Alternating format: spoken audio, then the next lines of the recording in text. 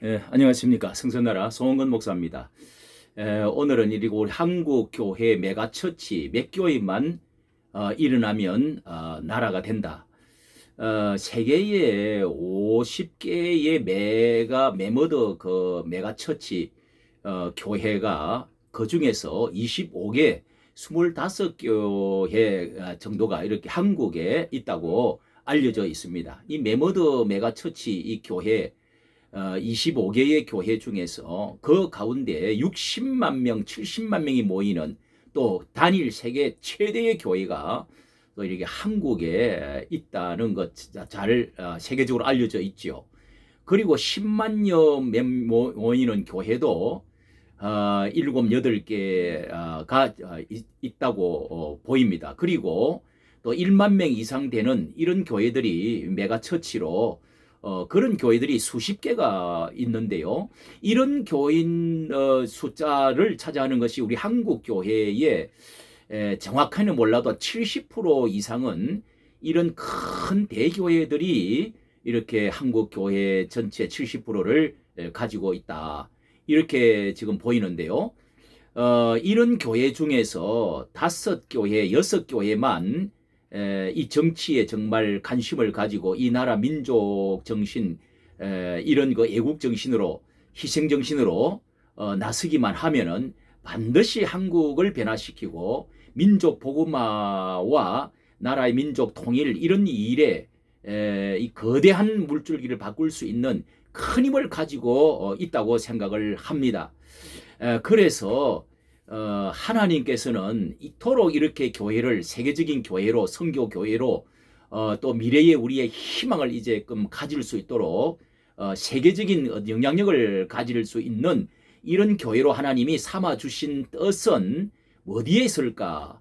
그래서 에스더에서 4장의 14절이죠. 이때를 위함이 아닌가 하는 말씀입니다. 이때에 네가 잠잠히 하여서 말하지 아니하면 유다인은 다른 데로 말미암아 구원을 받을 것이지만 너와 내 아비의 집은 멸망하리라. 내가 왕위의 지위를 얻음이 이때를 위함이 아닌지 어떻게 아느냐? 이때를 위함이 아니냐? 이렇게 모르드게가 에스더에게 말한 그 말씀이 유명한 말씀이 있습니다. 정말 그렇습니다. 우리 한국 교회가 어떻게 성장했는가, 어떻게 부흥했는가부터 먼저 우리가 살펴보면은요. 정말 이렇게 대교회를 이루게 되어지고 우리 한국 교회가 1,000만여 성도를 이렇게 일으키게 되어진 것은 정말 뭐 내가 잘나서 되어졌다고 누구도 그렇게 말해서는 안 되고 그럴 수가 없습니다. 정말 과거에 이 부흥이라고 하는 것이 정말 교인을 쓸어 담는 것처럼 망태기에 쓸어 담는 것처럼 그런 때가 사실 있었습니다.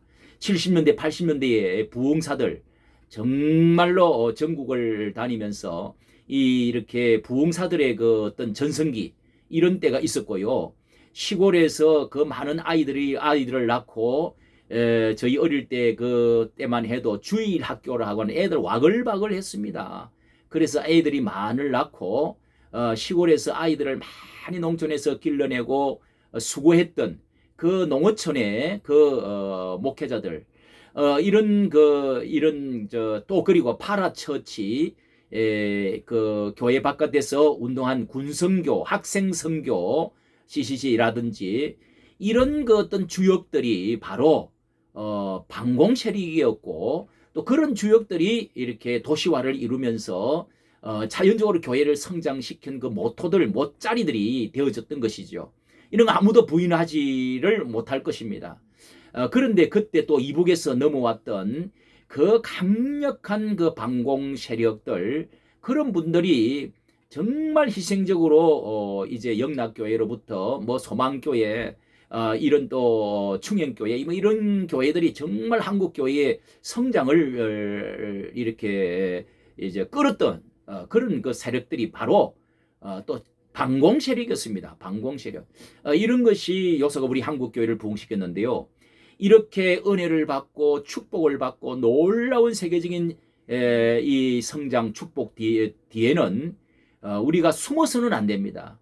이런 사실을 이때를 위함이 아니냐는 말씀대로 우리가 그런 그 은혜는 사실 이승만 정권, 이승만 대통령이 이렇게 자유당을 통해서 그 당시에 그 한국의 이제 조선 시대와 왕정 시대와 민주주의 시대의 그 격변하는 격돌의 시간에 정말 이렇게 하나님의 은혜로 그런 놀라운 기독교적인 자유민주주의적인 사상을 저변에 가진 이런 그 특출한 분이 정말 우리 민족의 지도자로 국부와 같은 분이 이렇게 밑자리를 깔아 주었기 때문에 그 누구도 할 수 없는 일들을 해놓은 것은 사실 아닙니까?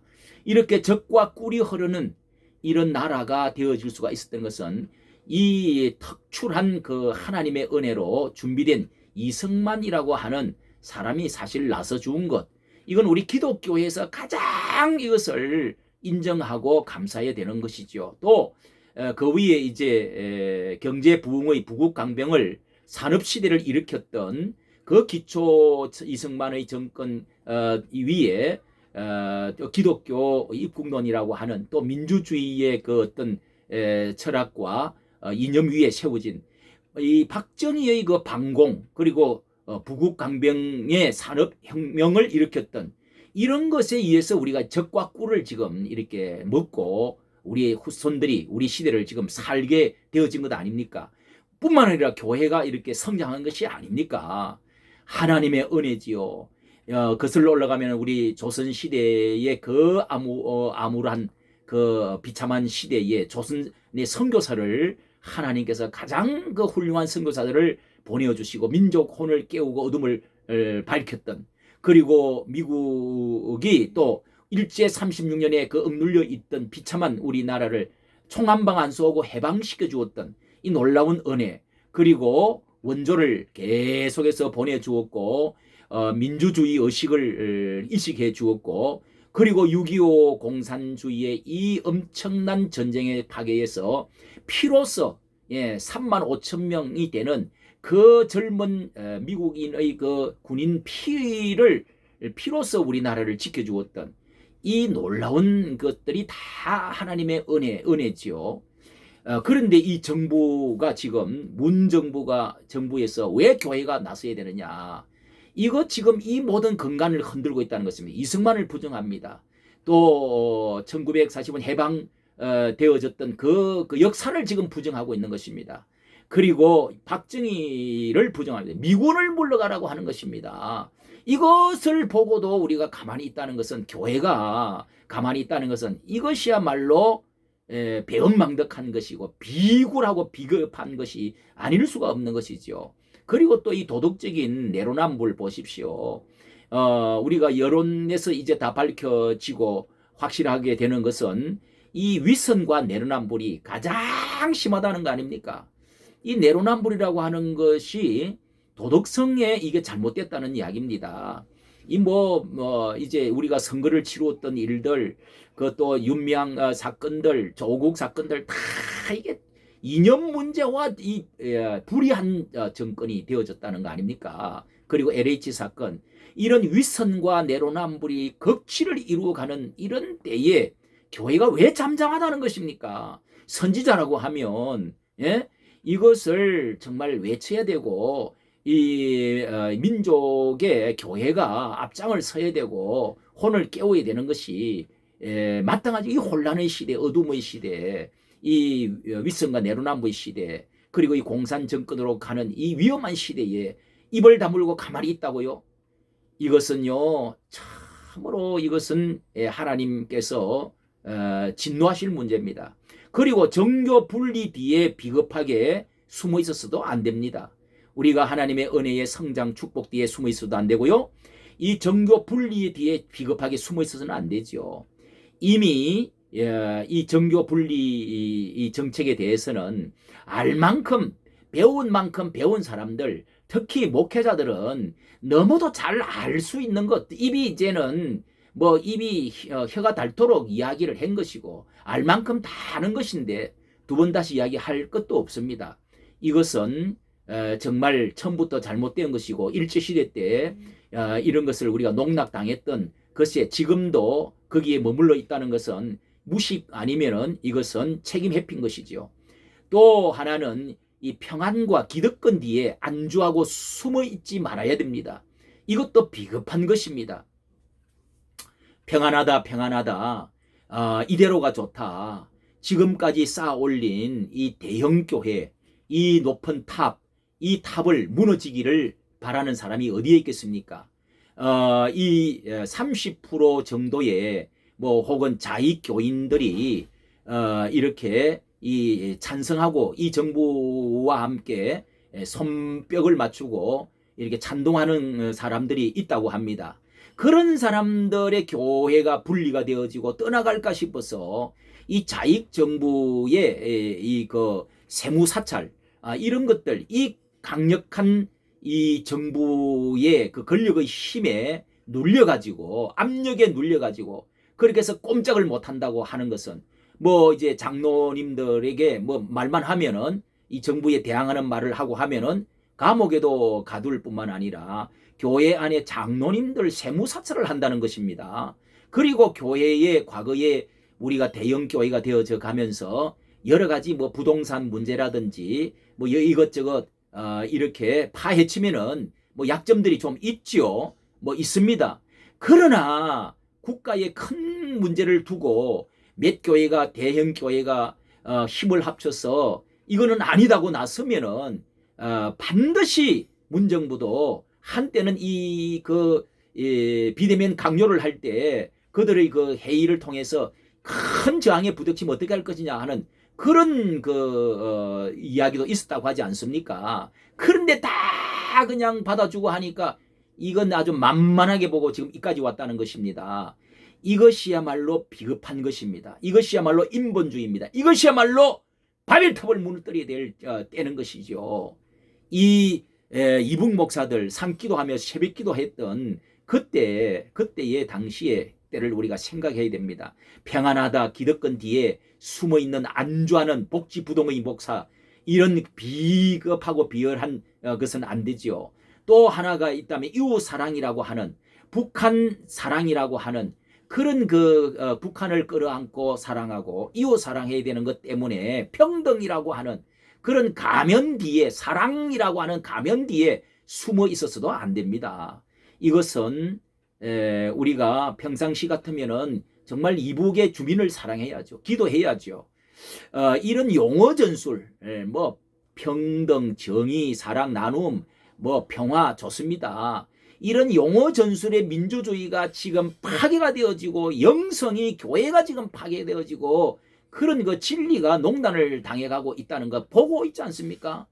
한 발짝만 더 하면 대형 교회도 언젠가는 무너질 수가 있습니다. 공산주의의 100년의 역사를 우리는 다 알고 있습니다. 큰 교회 목사님들은 적어도 50대 후반 60대의 목사님들 70대는 다 이 사실을 아는 것입니다. 공산주의가 어떤 사상을 가지고 있는지, 적그리스도의 그 무서운 거짓의 압이라는 사실을 알고 있지 않습니까?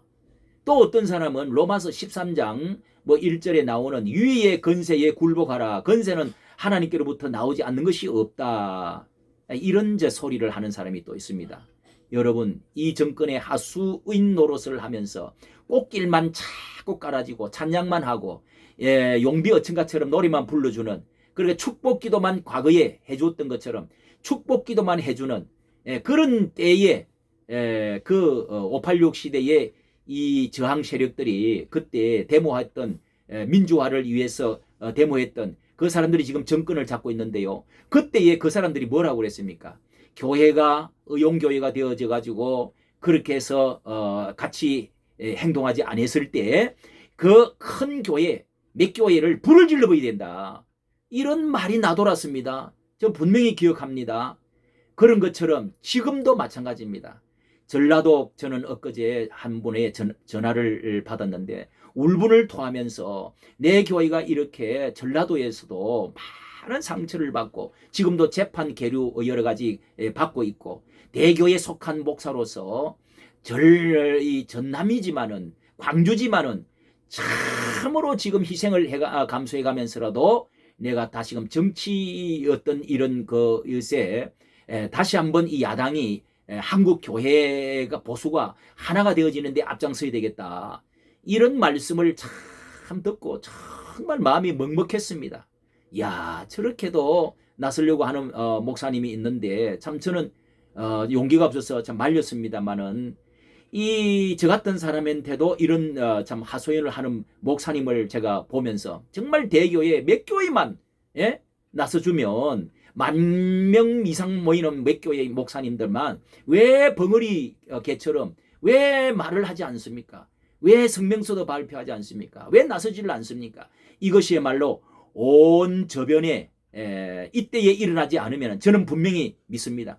온 저변에 저는 유튜브를 해보면서 이 저변의 교인들의 댓글들이나 그 울분들, 그 저변에 흐르는 이 평신도들, 그런 교인들이 당신들에게 가슴을 치면서 부르짖는 호소가 들리지 않습니까? 이 양떼들이 먼저 알고 있습니다. 이것이 지금 그 다음에 보수 국민 50%가 불신자라 할지라도 보수 국민 50%가 있는데 40, 50%가 당신들에게 이상한 눈으로 지금 보고 있습니다. 교회가 크면은 뭐하냐? 저 아주 비겁한 사람들, 그리고 하나님께서 당신들에게 이 짓지 못하는 벙어리 개 선지자들, 이 벙어리 개라고 하는 이사야처럼 하나님께서도 지금 이상한 눈으로 보시고 진노하실 것이라는 생각이 납니다. 또 역사가 언젠가 당신들에게 심판을 기록할 것입니다. 지각 변동으로 공룡이 쓰러지는 날이 올 것이라는 이 말씀입니다. 오늘 큰 교회, 몇 교회가 정말 과거에 가장 애국운동에 앞장섰던 감리교단이 있습니다. 애국운동의 본산지라고 할 수 있는 저 남대문 그 교회라든지 이 감리교단이 왜 이렇게 잠잠합니까? 과거에 도끼를 들고 대한문에 모이고 했습니다. 그리고 반공에 가장 앞섰던 서북 청년단을 만들고 기독교 민주당을 만들어내었던 한경진 목사 통합적, 왜 가만히 있는 것입니까? 정말로 기독교의 목사는 대통령이 되면 안 되고 정치에 간섭하면 안 되고 그리고 하나님의 이 나라에 앞장을 서면 안 되는 것입니까? 정치에 이 기독교 민주주의에 이렇게 앞장서면 안 돼, 불의에 항거하면 안 되는 것입니까? 한때 운동권자들이 말했던 이 박정희 전두환 때에 교회들이 축복기도나 해주고 알랑거리고 할 때 그들이 교회에 불을 질렀으면 좋겠다, 이런 말을 지금 저변에서는 지금 교회 속에서도 일어나고요. 이제는 교회인들이 11조라든지 이제 재편성이 되어야 되겠다. 다른 교회를 옮기는 큰 하나의 변혁이 있어야 되겠다고 지금 말하는 사람들이 많아지고 있습니다.